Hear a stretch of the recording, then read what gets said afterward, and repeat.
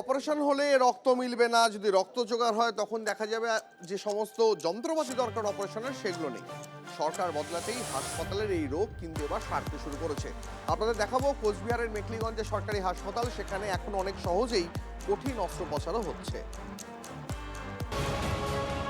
পালাবদলের সরকারে আমূল বদল স্বাস্থ্যেও।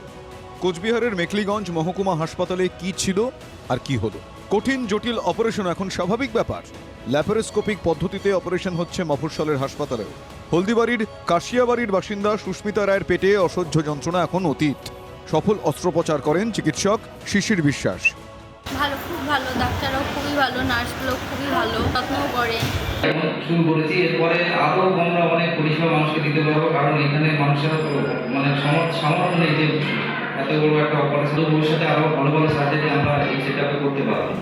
তৃণমূল আমলে হাসপাতালের পরিকাঠামোর উন্নতির জন্য মুখ্যমন্ত্রীর কাছে আবেদন জানিয়েছিলেন মেখলিগঞ্জ পুরসভার চেয়ারম্যান। উল্টে মুখ্যমন্ত্রীর ধমক খান। সরকার বদল হওয়ার 3 মাসের মধ্যে ব্লাড সেন্টার তৈরি হয়েছে, পাশাপাশি উন্নত শল্য চিকিৎসাও চলছে জোর কদমে। পালা বদলের পর মেখলিগঞ্জের তৎকালীন চেয়ারম্যান তৃণমূল ছেড়ে কংগ্রেসে যোগদান করেন। বোর্ড হাতছাড়া হয় তৃণমূলের। নতুন সরকারকে ধন্যবাদ জানিয়েছেন কংগ্রেস নেতা। সরকারের কাছে আমাদের এটাই অনুরোধ থাকবে। আর যা কিছু যেগুলো মানুষের কমপ্লেন আছে, অনেক সাধারণ মানুষ বিভিন্ন হয়রানির অভিযোগ রয়েছে, সেই হয়রানিগুলো বন্ধ যাতে হয়।